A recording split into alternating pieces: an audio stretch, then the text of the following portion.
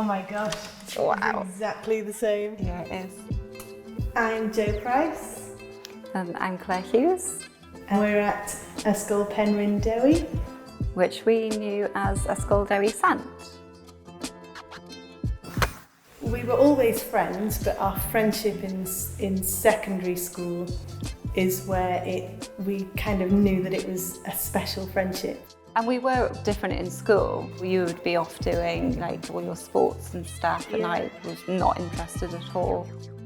I remember sitting here and us passing notes to people because it was the only form of texting that we had.